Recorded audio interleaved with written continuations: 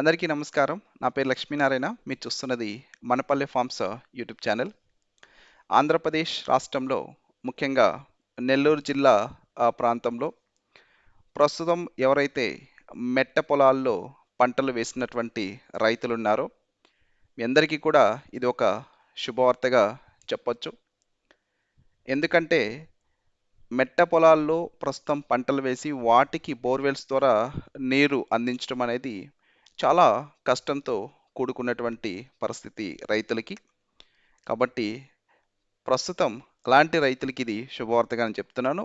Not only Nellore district, Andhra Pradesh రాష్ట్రంలో చాలా జిల్లాల్లో ఈ విధంగా మెట్ట పంటలు వేసి మెట్ట ప్రాంతాల్లో పంటలు వేసి నీరు బోర్వెల్స్ ద్వారా పెడుతున్నటువంటి వారికి ఒక శుభవార్తగా చెప్పచ్చు. ఏంటంటే వాయువ్య బంగాళాఖాతంలో అల్పపీడనం ఏర్పడింది. ఆంధ్రప్రదేశ్ రాష్ట్రంలో పలు జిల్లాల్లో భారీ వర్షాలు పడేదానికైతే అవకాశం ఉన్నట్టుగా మనకి వార్త రావడం జరిగింది. వాయువ్య బంగాళాఖాతంలో అల్పపీడనం ఏర్పడింది. 2 రోజుల్లో మరింత అది బలపడేదానికి అవకాశం ఉంది. బలపడి మన ఆంధ్రప్రదేశ్ రాష్ట్రం నుంచి ఒడిస్సా తీరం వైపు కదిలే అవకాశం కూడా ఉంది. ఈ ప్రభావం వలన ఆంధ్రప్రదేశ్ రాష్ట్రంలో ప్రకాశం జిల్లా కానీ, నంద్యాల జిల్లా కానీ, శ్రీకాకుళం జిల్లా, మన్యం జిల్లా, అల్లూరి జిల్లా, కాకినాడ జిల్లా, కోనసీమ జిల్లా, అలాగే గోదావరి జిల్లాల్లో శుక్రవారం భారీ వర్షాలు కురిసేదానికి అవకాశం ఉన్నట్లుగా వాతావరణ శాఖ వెల్లడించడం జరిగింది.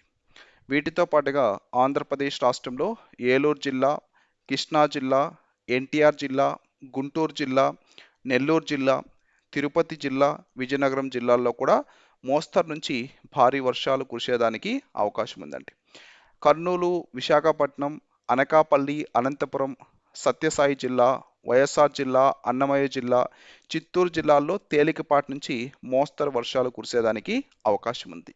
కాబట్టి ఈ ప్రస్తుతం ఏర్పడినటువంటి ఈ అల్పపీడనం ఏదైతే ఉందో ఇది కొన్ని జిల్లాల్లో రైతులకి నాకు తెలిసినంత వరకు ముఖ్యంగా మన నెల్లూరు జిల్లాలో కావలి మండలం ఈ చుట్టుపక్కల ప్రాంతాల్లో ముఖ్యంగా వేరుశెనగ లాంటి పంటలు వేసినటువంటి రైతులకి ఇది చాలా ఉపయోగపడుతుంది.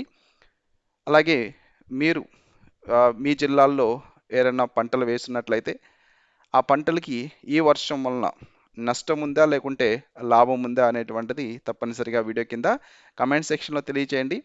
ఎందుకంటే పంట కోతకు వచ్చినటువంటి టైంలో వర్షాలు పడితే తప్పనిసరిగా రైతులకి నష్టం వాటిల్లుతుంది. అలాగే కొన్ని పంటలు ఈ గాలికి పడిపోయేదానికి కూడా అవకాశం ఉంటుంది. ఆ విధంగా కూడా రైతులకి నష్టం వాటిల్లుతుంది. కాబట్టి తప్పనిసరిగా మీరు వీడియో కింద కమెంట్ సెక్షన్లో కమెంట్ చేయండి. Thank you.